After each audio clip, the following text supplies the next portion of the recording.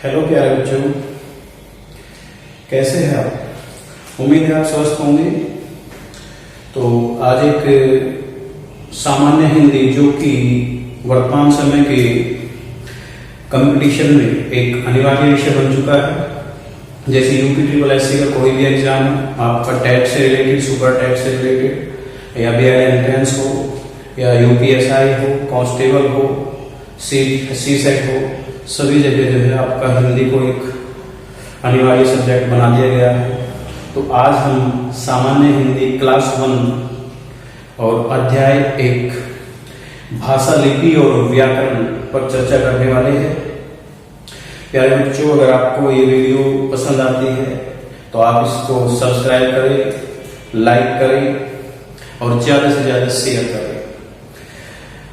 मैं पूरी कोशिश करूंगा कि जो वर्तमान समय का आपका सामान्य हिंदी का जो एग्जाम है, किस टाइप के क्वेश्चन आ रहे हैं, जैसे हमारा टॉपिक खत्म होगा उसके बाद में आपके लिए मैं एक टेस्ट प्रोवाइड कराऊंगा ऑनलाइन, ठीक है। और आप चैनल अभिनव एकेडमी यूट्यूब चैनल के माध्यम से आप उस टेस्ट को देंगे तो आपको मालूम होगा कि आज का जो एग्जाम है वो किस तरह जो है मूव हो रहा है और किस टाइप के क्वेश्चन जो है कंपटीशन में जाएंगे। तो प्यारे बच्चों, आप फटाफट एक पेन और एक रजिस्टर उठाइए, है ना, और नोट कीजिए इन टॉपिक को जो मैं आज आपको पढ़ाने वाला हूं। इस टॉपिक से आप किसी भी ईयर का कोई भी पेपर सेट आप उठा लेना और देख लेना, 1-2 क्वेश्चन बेटा आपको एग्जाम में मिलने वाला है, बिल्कुल मिलेंगे आपको। 101% आपको हमसे क्वेश्चन पूछा जाएगा इस टॉपिक से, ठीक है प्यारे बच्चों। तो चलिए चर्चा कर लेते हैं। फर्स्ट चैप्टर है, आज क्लास 1 है हमारी स्टार्टिंग और सामान्य हिंदी, और उसका पहला ही आपका टॉपिक है, अध्याय है 1 और भाषा, लिपि और व्याकरण। तो प्यारे बच्चों, आज हम चर्चा करेंगे भाषा पर। हमारी जो पहली क्लास है आज वो भाषा है, ठीक है। तो भाषा क्या है?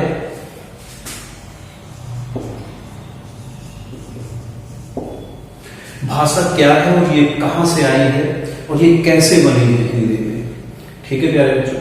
तो हम भाषा के ऊपर चर्चा कर रहे थे। बहुत ही शानदार आपका टॉपिक है।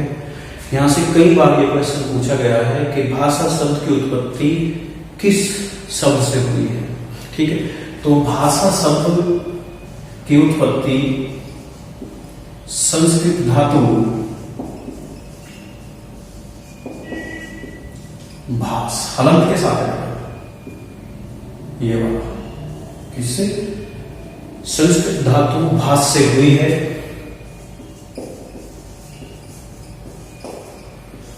इस भाष का अर्थ जो संस्कृत में है वो है स्पष्ट वाणी। क्या है प्यारे बच्चों? स्पष्ट वाणी। अच्छा, संस्कृत धातु की अगर हम बात करें तो वो एक आपका अध्याय होगा हिंदी में, क्रिया, ठीक है ना। तो प्यारे बच्चों, वहां मैं आपको बताऊंगा कि धातु क्या होती है, ठीक है। तो इससे ज्यादा कंफ्यूज नहीं होना आपको कि धातु क्या होती है ना। ये हमारा एक टॉपिक है पूरा क्रिया, उसी में मैं आपको धातु के विषय में चीजें आपकी स्पष्ट कर दूंगा। तो ये क्वेश्चन आपका एग्जाम में, कई बार आपका एग्जाम में ये क्वेश्चन पूछा गया है कि भाषा शब्द की उत्पत्ति किससे हुई है? तो संस्कृत धातु भाष से हुई है और जिसका अर्थ है स्पष्ट वाणी। इस स्पष्ट वाणी के आधार पर ही हम कह सकते हैं कि भाषा का शाब्दिक अर्थ हुआ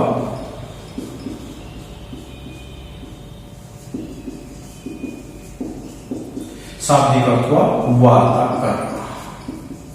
क्या प्यारे बच्चों? वार्ता करना। तो जो भाषा है, भाषा का अर्थ क्या है? वार्ता करना।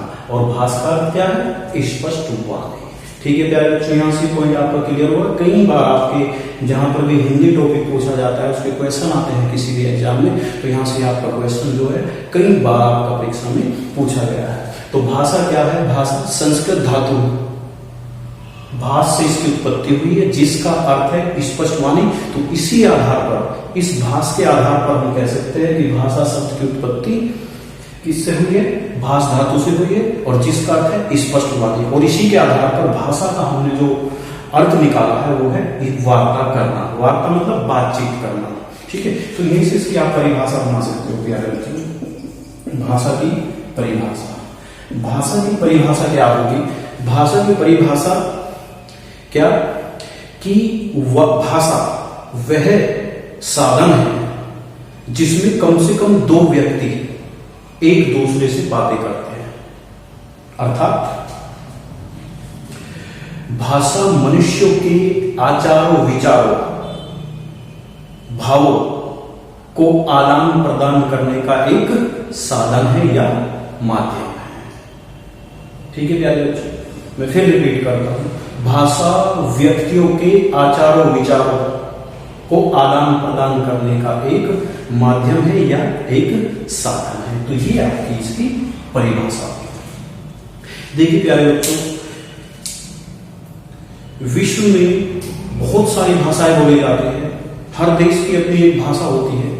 उसी आधार पर जैसे हम यूरोप के जितने भी देश होते हैं वहां की आपकी एक भाषा है, ठीक है। अमेरिका के अंदर एक भाषा है, रूस के अंदर अपनी एक खुद की भाषा है, ठीक। ऐसे भारत में भी अपनी एक भाषा है। और उस भाषा का नाम है हिंदी। हिंदी क्यों है?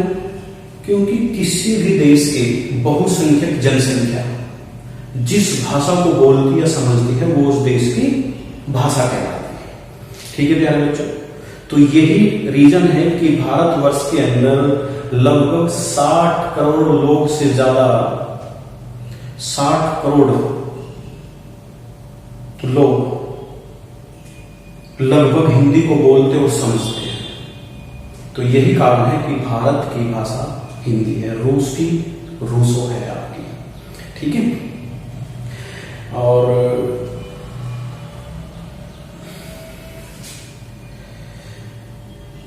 विश्व में आज जो सबसे ज्यादा भाषा बोली जाती है, कई बार कंपटीशन में आया है कि विश्व में बोली जाने वाली पहले स्थान पर भाषा कौन सी है, तो प्यारे बच्चों वो भाषा है मंडारिन, चीनी भाषा, चीनी ताइपे, मंडारिन।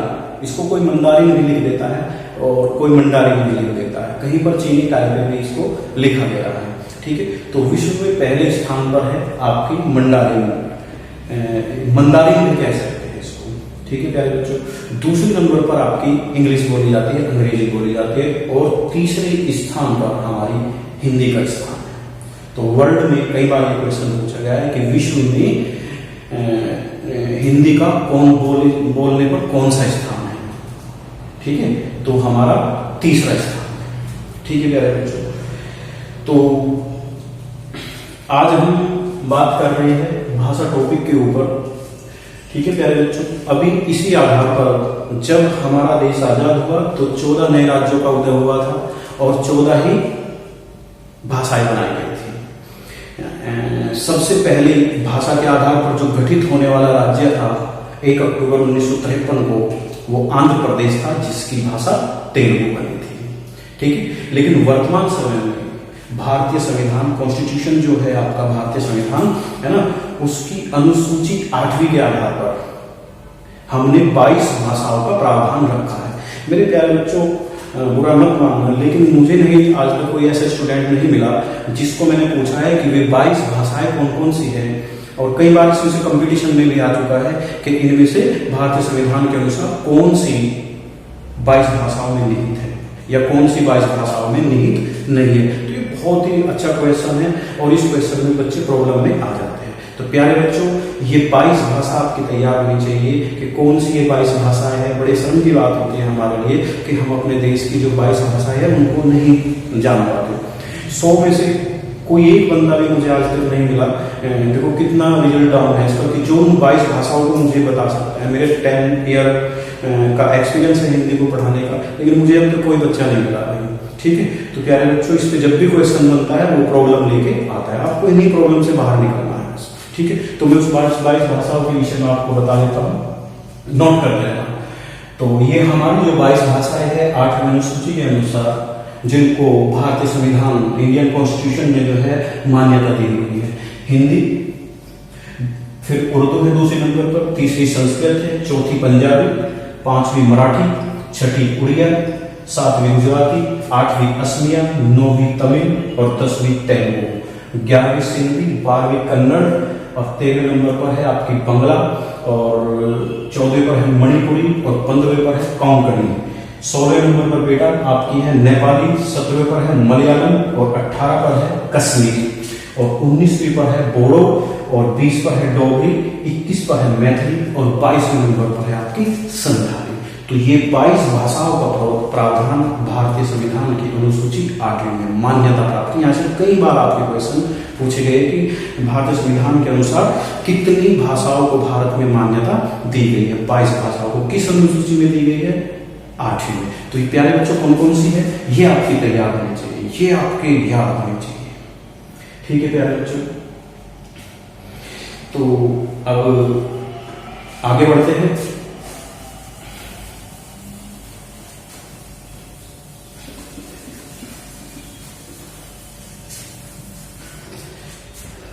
तो यहां पर प्यारे बच्चों हिंदी भाषा के 2 भाग होते हैं। कितने भाग हैं इसके? ये 2 भाग रखे गए हैं, 2 पार्ट रखे गए हैं। नंबर 1 मौखिक भाषा और नंबर 2 लिखित भाषा।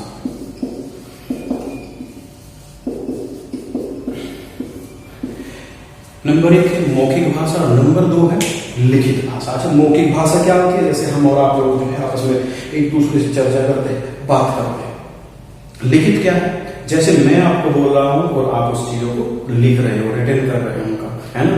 तो जो लिखी जाती है वो लिखित भाषा और जो मुंह से बोली जाती है बात करने में, है ना, एक दूसरे के साथ हम चर्चा करते हैं, तो वो आपकी मौखिक भाषा होती है। तो उम्मीद है क्लियर हो गया होगा आपका पॉइंट।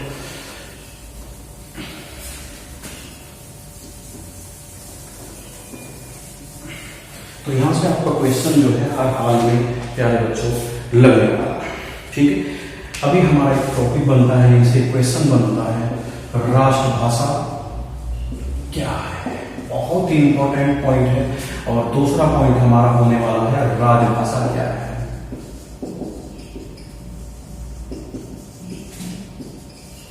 देखिए प्यारे बच्चों, राष्ट्रभाषा क्या है और राजभाषा क्या है, कंफ्यूज की स्थिति रहती है। इसमें बच्चे जो है भ्रमित हो जाते हैं, उनको नहीं पता होता है कि राष्ट्रभाषा क्या है और राजभाषा क्या है। देखिए राष्ट्रभाषा पर चर्चा करते हैं। पहले हमारा जो पॉइंट है वो राष्ट्रभाषा है। राष्ट्रभाषा क्या है सुनना प्यारे बच्चों, इसको बहुत अच्छे तरीके से मैं आपको बता रहा हूं। किसी भी देश के बहुसंख्यक लोग, बहुसंख्यक मतलब बहुत मात्रा में, किसी भी देश के बहुसंख्यक लोगों द्वारा बोले जाने वाली भाषा उस देश की भाषा कहलाती है। उस देश की भाषा कहलाती है। और भारत में लगभग 60 करोड़ से ज्यादा लोग हिंदी को बोलते और समझते हैं, तो हिंदी भारत की राष्ट्रभाषा होनी चाहिए। लेकिन बड़ा दुर्भाग्य है कि आज तक वर्तमान समय 2020 चल रहा है, अभी जुलाई स्टार्ट हो चुकी है, जुलाई 2020, आज तक भी ये राजनीति का दुर्भाग्य है कि हिंदी भाषा को हम राष्ट्रभाषा का दर्जा नहीं दिला पाए हैं। ठीक है, तो प्यारे बच्चों क्या इवेंट हुआ था जब हमारे यहाँ 1947 में 50 में प्रथम आम चुनाव होते हैं, पंडित जवाहरलाल नेहरू देश के पहले प्रधानमंत्री बनकर आते हैं। तो उस समय हिंदी को राष्ट्रभाषा का दर्जा देना चाहा था, लेकिन जो हमारे साउथ दक्षिण के जितने भी राज्य हैं वहां पर हिंदी को इतनी बड़ी मात्रा में बोला और समझा नहीं जाता था। तो 15 वर्षों के लिए जो भी कार्य होगा सरकारी कामकाज वो हिंदी के साथ साथ अंग्रेजी में भाषा में भी होगा। ठीक है प्यारे बच्चों, तो 15 वर्षों के लिए यानी कि 1965 में हिंदी को राष्ट्रभाषा का दर्जा मिल जाना चाहिए था, परंतु ऐसा हुआ नहीं। कह सकते हैं कुछ लोग विद्वान कहते हुए 1965 में चीन के साथ युद्ध हो गया। ठीक है, तो फिर ये भेंट चढ़ गया उसकी। लेकिन मेरा अपना मानना है, या बहुत बड़े इतिहासकार जो है, जो विषय विशेषज्ञ है, जो जानकार है, वो कहते हैं कि ये केवल राजनीति की भेंट चढ़ता रहा है आज तक। ठीक है प्यारे बच्चों, तो हिंदी के साथ साथ दूसरी भाषा जो भारत में प्रयोग में लाई गई थी 15 वर्षों के लिए 1950 से और 1965 तक, तो वो भाषा आपकी अंग्रेजी बनी थी प्यारे बच्चों। ठीक है, और तब से लेकर आज तक हिंदी को राष्ट्रभाषा का दर्जा नहीं है। ये अंशकालिक राष्ट्रभाषा है प्यारे बच्चों। कई बार अभी है ना यूपीएससी के एग्जाम में आया था अभी आपका क्या कि ये अंशकालिक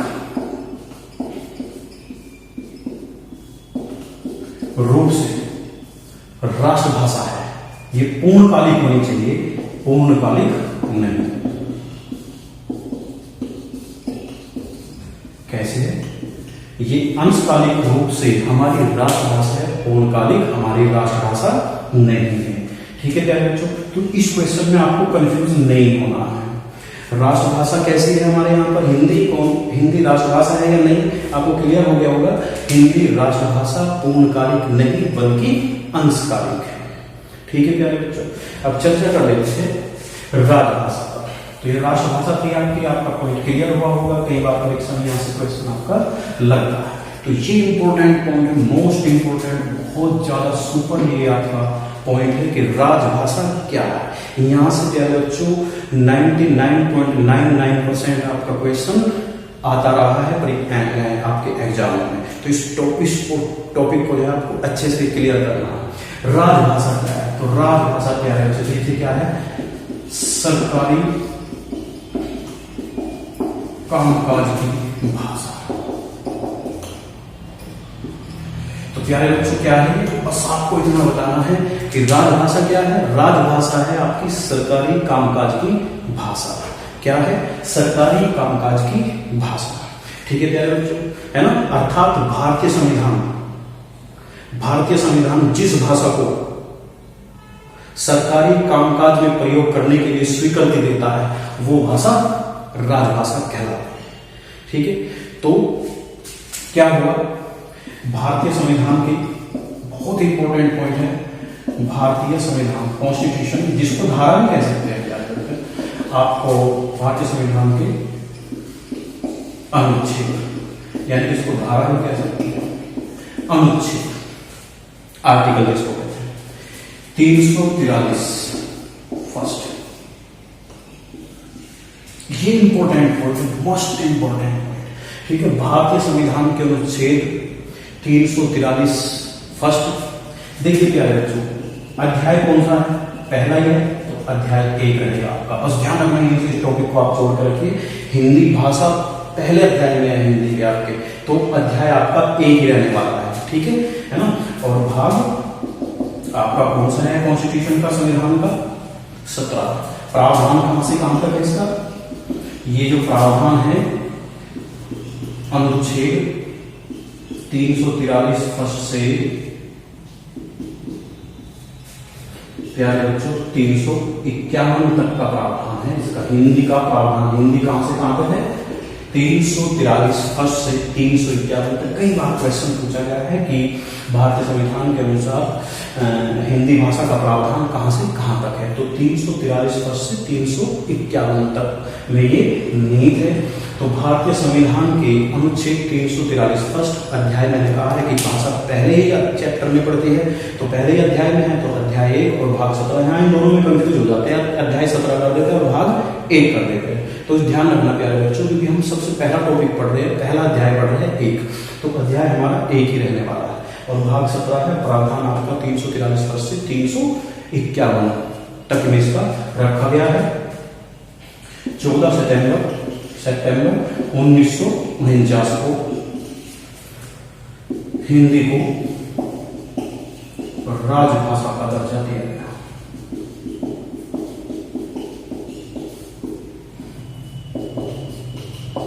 तो प्यारे बच्चों, बहुत ही इंपॉर्टेंट पॉइंट है आपका। यहां से कई बार आपके एग्जाम में ये क्वेश्चन आता रहा है और आगे भी आएगा, है ना। तो 14 सितंबर 1949 को देश को, भारतवर्ष को, भारतीय सरकार ने हिंदी को राजभाषा के रूप में स्वीकृति प्रदान की। ठीक है प्यारे बच्चों, तो ये पॉइंट आपका बहुत ही अच्छे तरीके से आप इसको क्लियर कर लीजिए। मैं रिपीट कर देता हूँ, भारतीय संविधान के अनुच्छेद 343 अध्याय 1 भाग 17 और इसका जो प्रावधान है 343 फर्स्ट से 351 तक है। 14 सितंबर 1949 को भारतीय सरकार ने भारतीय संविधान के अनुसार हिंदी को राजभाषा के रूप में स्वीकृति प्रदान की। ठीक है प्यारे बच्चों, तो यही से आपका एक क्वेश्चन और बन जाता है, बहुत इंपॉर्टेंट, है ना। तो ये क्या है? ये है कि भारत में प्रत्येक वर्ष 14 सितंबर को कौन सा दिवस मनाया जाता है?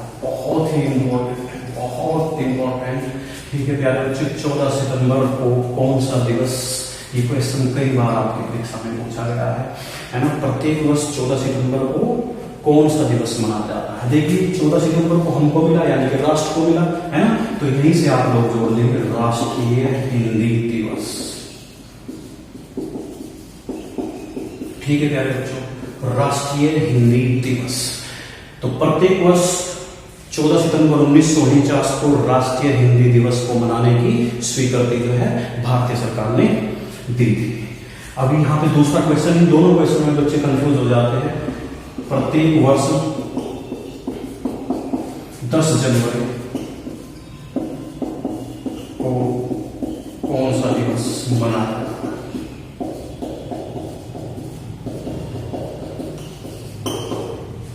तो 10 जनवरी को कौन सा दिवस जो है आपका मनाया जाता है। देखिए 10 जनवरी और 14 सितंबर, 14 सितंबर को क्योंकि राष्ट्र को मिला तो इसीलिए राष्ट्रीय, और 10 जनवरी ठीक है प्यारे बच्चे विश्व हिंदी दिवस। इसको किसने बनाया, यूएन, संयुक्त राष्ट्र संघ, ठीक है यूएन ने, और 2006 से इसको आरंभ किया था। किससे किया था, 2018 में यूपी टाइप में क्वेश्चन आया आपका, है ना, कि प्रत्येक वर्ष 10 जनवरी को विश्व हिंदी दिवस मनाया जाता है। इसको मनाने की स्वीकृति किसने प्रदान की। तो बच्चे क्या करते हैं कि हिंदी तो हमारी है तो इसीलिए भारत सरकार ने इसको दे दिया। ऐसा नहीं है प्यारे बच्चों, भारत सरकार ने तो आपको 14 सितंबर को राष्ट्रीय हिंदी दिवस के रूप में मनाने की स्वीकृति जो है वो दी थी। और प्रत्येक वर्ष 10 जनवरी को विश्व हिंदी दिवस यूएनओ के द्वारा, संयुक्त राष्ट्र संघ के द्वारा 2006 में पहली बार, और तब से हर वर्ष जो है इसको मनाते हुए आ रहे हैं। तो दोनों क्वेश्चन बहुत इंपॉर्टेंट है परीक्षा की दृष्टि से, और आते रहे हैं, है ना। आप इनके प्यारे बच्चों अच्छे से आप पे काम कीजिए, मेहनत कीजिए। तो नेक्स्ट को पॉइंट हम ले लेते हैं, भाषा ही का एक छोटा रूप है बोली। क्या प्यारे बच्चों, बोली। तो प्यारे बच्चों बोली क्या है, बोली क्या है। अब हम चर्चा कर लेते हैं कि बोली क्या है। बोली यानी बोलचाल की भाषा, जो बोलचाल के रूप में प्रयोग की जाती है, और ये भाषा की एक छोटी इकाई होती है। कई बार पूछा है कि भाषा की निम्न से छोटी इकाई क्या है, तो वो बोली है। ठीक है प्यारे बच्चे, तो बोली का मतलब क्या है, बोलचाल की भाषा। बोली का मतलब क्या है, बोलचाल की भाषा। और भाषा की छोटी इकाई क्या है, वो छोटी इकाई ही बोली है। और ये बोली कहां बोली जाती है, ग्राम, जनपद या मंडल स्तर पर। कहां बोलते हैं प्यारे बच्चों, ग्राम, जनपद या फिर इसको मंडल स्तर पर बोला जाता है। अर्थात ये सीमित क्षेत्र में बोली जाने वाली है। क्या है, सीमित क्षेत्र में बोली जाने वाली भाषा।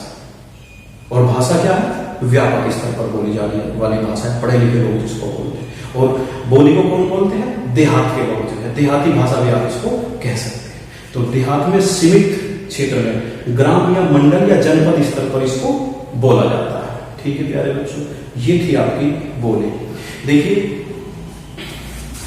बोली और भाषा को समझने के लिए ये बहुत ही इंपॉर्टेंट पॉइंट है, और मैं आपको बता रहा हूं कि जो भी आपका नेक्स्ट एग्जाम होने वाला है, यहाँ पर आपका 1 या 2 क्वेश्चन इस टॉपिक से मिलने वाला है। तो प्लीज इसको जो है बहुत अच्छे तरीके से आप तैयार करेंगे। भाषा को अच्छे से समझने के लिए 5 तो उपभाषाएं बनाई गई है और 18 बोलियां बनाई गई है। समझना प्यारे बच्चों, भाषा को समझने के लिए 5 उपभाषाएं और 18 बोलियों में विभक्त किया गया। बहुत ही इंपॉर्टेंट पॉइंट है ये आपका। तो उपभाषाएं ये कितनी है प्यारे बच्चों, 5 है। और बोलियां कितनी है प्यारे बच्चों, ये है आपकी 18। तो यहीं से आपका क्वेश्चन आने वाला है। मैं कह रहा हूं कि ये सुपर है आपका, आईएमपी बहुत ज्यादा इंपॉर्टेंट है। क्वेश्चन आपका यहां से आने वाला है एग्जाम के अंदर। ठीक है प्यारे बच्चों, तो बात कर लेते हैं उपभाषाएं और बोलियां। कई बार पूछा गया कि हिंदी में भाषा की कितनी उपभाषा है, तो 5 है। और कितनी बोलियां हैं? तो 18 है। अब हमको ये बताना है कि किस उपभाषा में कौन सी बोली बोली जाती है, या ये बोली किस उपभाषा के अंतर्गत आती है। यहीं से आपका क्वेश्चन हर हाल में, कोई कहता है कि 100%, मैं कहता हूँ कि 1000% ये क्वेश्चन पूछा गया है प्यारे बच्चों। आरओ जैसे एग्जाम होता है, रेवेन्यू ऑफिसर है ना, तो वहां पर हिंदी के 60 क्वेश्चन आते हैं। अगर आपने ये क्लास अच्छे से ली और मैं हिंदी को पूरा एंड तक पढ़ाऊंगा पॉइंट टू पॉइंट, तो 60 के 60 क्वेश्चन प्यारे बच्चों आपको मेरी वीडियो से, आपको मेरी क्लास से आपको मिल जाएंगे। ठीक है प्यारे बच्चों, तो उपभाषाएं 5 और बोले कितनी? 18। तो सबसे पहले हम लोग कहाँ रहते हैं? मेरठ, शामली, है ना, तो ये पश्चिमी हिंदी आती है, पश्चिमी हिंदी। तो इसके लिए मैं आपको ना लॉजिक बताने वाला हूं, बहुत ही प्यारा लॉजिक है, और आप उस लॉजिक को याद रखिए, उसी में से आप निकाल लेना। देखिए पश्चिम है ना, पश्चिमी हिंदी, तो आप यहां पे इस पॉइंट को याद रखें, ओ पश्चिम, ओ पश्चिम के बांगरू, ओ पश्चिम के बांगरू, क्या बेटा? ओ पश्चिम के बांगरू, ब्रज की बुक, ब्रज की बुक, खड़े होकर ले। तो आपने इस पॉइंट को याद रखें, ओ पश्चिम, पश्चिम यानी कि पश्चिमी हिंदी हो गई बेटा। ओ पश्चिम के बांगरू, ब्रज की बुक, खड़े होकर ले। ठीक है प्यारे बच्चों, तो देखिए खड़े से बनती है आपकी खड़ी बोली। प्यारे बच्चों क्या कि पश्चिमी हिंदी के अंतर्गत कौन कौन सी बोलियां बोली जाती है ना, तो इसके लिए पॉइंट आप याद रखेंगे, ओ पश्चिम के बांगरू, ब्रज की बुक, खड़े होकर ले। तो खड़े यानी कि खड़ी बोली। ठीक है, खड़ी बोली को हम दूसरे किस नाम से जानते हैं? ये कई बार क्वेश्चन आया आपका, कोरवी। क्या? कोरवी। हम लोग बोलते हैं ना खड़ी बोली कहां से? सहारनपुर, मेरठ, शामली, बागपत, बिजनौर, हापुड़, गाजियाबाद, है ना। तो ये सब यहाँ पर डिस्ट्रिक्ट जितने भी है, ये सब यहाँ पर खड़ी बोली बोली जाती है ना, खड़े होकर, है ना। और फिर है आपकी बांगरू। बांगरू को बेटा हम हरियाणा में, बांगरू दूसरा नाम इसका क्या है? बांगरू अपनी एक बोली है, और ये हरियाणा में बोली जाती है ना। हरियाणा, राजस्थान में भी इसका संबंध है आपका।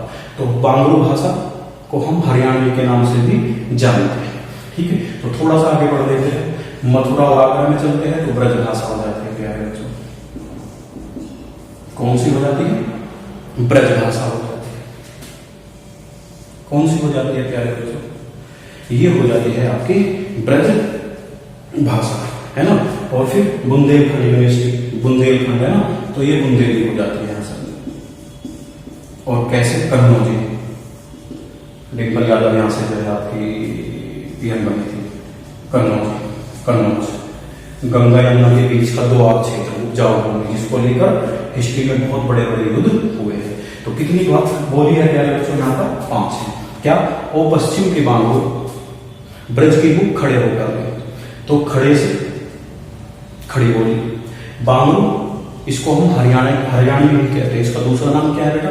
हरियाणवी। कई बार पूछा गया है कि हरियाणवी को हिंदी में किस नाम से हम पुकारते हैं, तो बांगरू को या हरियाणवी एक है। ब्रज को ब्रज भाषा, बू से बुंदेली, और कैसे? कन्नौजी, और खड़े, इससे आप खड़ी बोली। तो खड़ी बोली को हम दूसरी किस नाम से जानते हैं? कोरवी के नाम से जानते हैं। ठीक है प्यारे बच्चों, तो पश्चिमी हिंदी के अंतर्गत उपभाषा के अंतर्गत 5 बोलियां आती हैं, और दूसरी है पूर्वी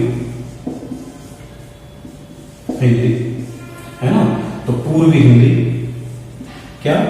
पूर्वी हिंदी, है ना। पूर्वी गढ़ी, तो क्या कहेंगे इसको? पूर्वी गढ़ी। पूर्वी गढ़ी का 30 मार्का, ये पॉइंट याद रखना, 30 मार्का।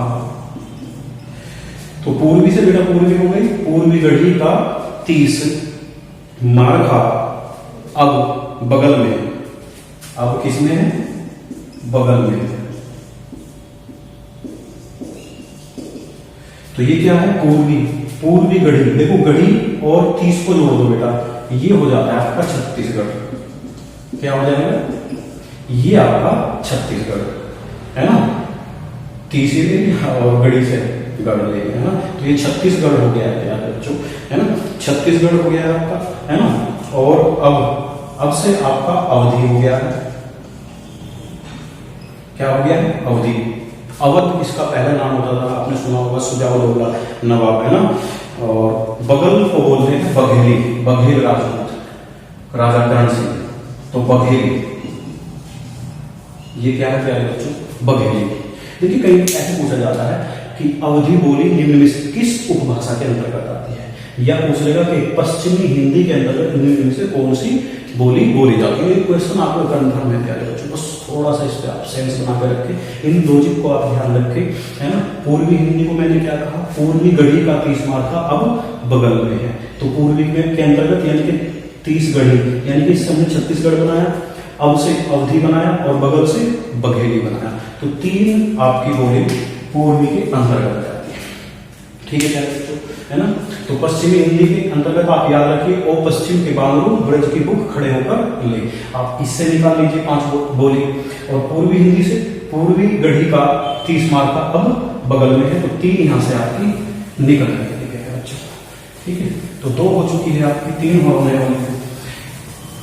भाषा चैप्टर का सबसे मोस्ट इंपोर्टेंट आपका ये पॉइंट है, यहाँ से कोई भी एग्जाम हो आपका, जहाँ हिंदी सब्जेक्ट है वहां से ये क्वेश्चन कई बार बेटा आपका पूछा गया है। तो बात कर लेते हैं, तीसरे पॉइंट पर है आपकी बिहारी हिंदी। कौन सी है प्यारे बच्चों? बिहारी हिंदी, है ना। तो इसी के लिए हम पॉइंट निकालते हैं बिहार के राजा भोज व मैथिली मग में दारू पीते हैं। क्या कह रहे बच्चों? देखो कितना अच्छा पॉइंट है ये आपका, बिहार के लोग है ना, बुरा मत मानना में जो बिहार के लोग हैं ना, लेकिन एक मैंने पॉइंट बना बेटा उसके लिए, ठीक है। तो इसके लिए मैं माफी चाहूंगा कि ये वर्ड मैंने लिखा है, ठीक है। तो बिहारी हिंदी, तो बिहार के, इसमें आप इस पॉइंट को ध्यान रखेंगे, बिहार के राजा भोज, तो भोज से हमारी निकली भोजपुरी, ठीक है। और मैथिल से हमारी निकली मैथिली, और मग से निकली मगध, मगध, है ना। भोजपुरी सुपरस्टार मनोज तिवारी आपने सुना भी होगा, दिल्ली के अंदर आपका बीजेपी का अध्यक्ष भी था, है ना। अलैला मलैला गाने गाते रहता था राजनीति, है, ठीक है प्यारे बच्चों। तो बिहारी हिंदी आप इसको देखेंगे, बिहार के राजा भोज व मैथिल मग में दारू पीते हैं। तो यहाँ से आपकी 3 निकल कर आए बोली, राजा भोज भोजपुरी, मैथिल मैथिली और मग से मगधी, तो 3 आपकी यहाँ पर ये बोलियां हुई। तो ऐसे दे देगा कोई सी कि मैथिली बोली जो है किस उपभाषा के अंतर्गत पूछी गई है, ठीक है प्यारे बच्चों। यहाँ से क्वेश्चन बनने वाला है, कैसे बनेगा ये जैसे टॉपिक खत्म होगा मैं आपका टेस्ट प्रोवाइड आपको कराऊंगा, ठीक है प्यारे बच्चों, है ना। तो चौथी आपकी जो होती है वो हम ले लेते हैं पहाड़ी हिंदी, कि पहाड़ों के अंतर्गत जो है जो उपभाषा है पहाड़ी हिंदी की, उसके अंतर्गत कौन कौन सी आती है। तो इसको हम लेते हैं पहाड़ों के नेपाल की घरवाली कमेली है, कहते थे गांव में जैसे भाई तो कमेली बहू है ना। तो ये क्या निकलेगा प्यारे बच्चों यहाँ से आपका, कि पहाड़ों के नेपाल की घरवाली कमेली है। देखिए क्या, नेपाल से नेपाली और घरवाली से गढ़वाली और कमेली से कुमाऊनी। आप ये कमेली है तो इसे कुमाऊं भी कह सकते हैं, कहते हैं गांव में कि तो कुमाऊं पूत है ना, कुमाऊं बहू है, कुमाऊं बेटा है, कुमाऊं बेटी है ना, तो कुमाऊं भी आप इसे कह सकते हैं। तो इसी कुमाऊं से आपकी कुमाऊनी निकल कर आई, तो 3 आपकी यहाँ पर हुई। 8 पहले हो चुकी थी बेटा, 3 ये और 3 ये, 6 ये हो चुकी है हमारी, यानी कि 14 बोलियां हमारी हो चुकी है, 4 हो रह रही है। तो पहाड़ी हिंदी के अंतर्गत क्या आती है, पहाड़ों के नेपाल की घरवाली कुमाऊं है, ठीक है। नेपाल से नेपाली बोली है, घरवाली से गढ़वाली और कुमाऊं से कुमाऊनी, ठीक है प्यारे बच्चों। तो बात कर लेते हैं, लास्ट उपभाषा है। उम्मीद है आपके पॉइंट समझ में आ रहा होगा, रटने वाली बात नहीं है, रटना मत, बस इनको ध्यान रखना। आप इसी तरह से इनको पढ़िए, इनके लॉजिक को पढ़िए और उनमें से आप भाषा को निकालना सीखिए। थोड़ी सी प्रैक्टिस करेंगे आप लोग इसे निकालेंगे। वैसे आप पढ़ोगे तो 2-4 दिन बाद आप इसको भूल जाते हैं प्यारे बच्चों, तो फिर आती है राजस्थानी हिंदी।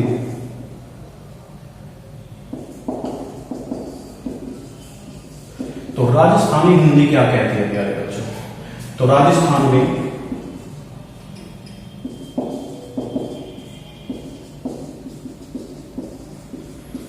जयपुर के मारवाड़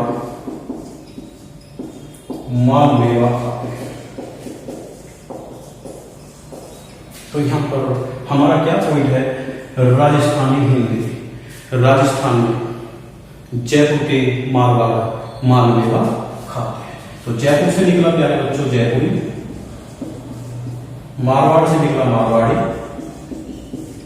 माल से निकला मालवी और मेवा से निकली मेवाती। ठीक है प्यारे बच्चों, 4 ये हो गई, 14 वो थी और 4 ये, तो टोटल कितनी हो गई? 18 हो गया। तो राजस्थान में क्या होता है? राजस्थानी उपभाषा के अंतर्गत 4 आती है। तो आप इस पॉइंट को याद रखिए, बस ये अपने आप निकल के आएगी। राजस्थान में जयपुर के मारवाड़ माल मेवा खाते हैं। तो जयपुर से जयपुरी, मारवाड़ से मारवाड़ी, माल से मालवी और मेवा से मेवाती। तो प्यारे बच्चों, उम्मीद है आपको ये टॉपिक क्लियर हुआ होगा जहां तक मैंने पढ़ाया। अभी इसकी लिपि और व्याकरण है, उस पर नेक्स्ट वीडियो में चर्चा करेंगे। अगर आपको ये वीडियो अच्छी आती है तो आप ये अभिनव एकेडमी यूट्यूब चैनल को सब्सक्राइब करें, लाइक करें और आइकन बेल को भी आप जो है वो दबाएं, जिससे आपको वीडियो ज्यादा से ज्यादा मिलती रहे। अभी मैंने बेटा प्यारे बच्चों, मेरा फर्स्ट जो बैच है वो 1 जुलाई से स्टार्ट हो रखा है। ठीक है, और दूसरा बैच लाइव क्लास का दूसरा जो बैच है वो 15 जुलाई से स्टार्ट हो रहा है ना। तो जो बच्चे उस बैच को ज्वाइन करना चाहते हैं, देखिए अभी महामारी बीमारी है बहुत बड़ी, कोरोना, और मुझे नहीं लग रहा है कि नवंबर अक्टूबर से पहले कोचिंग या किसी भी तरह से स्टार्ट हो। तो इसलिए आप घर पर है तो 3-4 महीने ऑलरेडी आपको हो चुके हैं प्यारे बच्चों, क्या आप पढ़ाई के टच से दूर हुए हैं, है ना। तो आप लाइव क्लास वैलिडिटी कोर्स को आप ले सकते हैं। मोर इन्फॉर्मेशन के लिए मेरा उस पर मैं फोन नंबर आपका मिलेगा, आप उससे मेरे से चर्चा कर सकते हैं, क्या फीस होगी, क्या समय होगा, है ना। तो उसके लिए लाइव आपको क्लास लेनी होगी, है ना। जो भी सब्जेक्ट आप लेना चाहते हैं तो मैं आपको ऐप बताऊंगा, उसके में आप गूगल पे से आप पेमेंट कर देंगे, है ना, और आप घर बैठे जो है उन चीजों को सीख सकते हो, ताकि जब ऑफलाइन में आप आए तो आपको शर्मिंदा ना होना पड़े कि आप पढ़ाई के टच से जो है 8-9 महीने दूर हो चुके हैं। ठीक है प्यारे बच्चों, तो स्वस्थ रहे और मिलते हैं नेक्स्ट वीडियो में।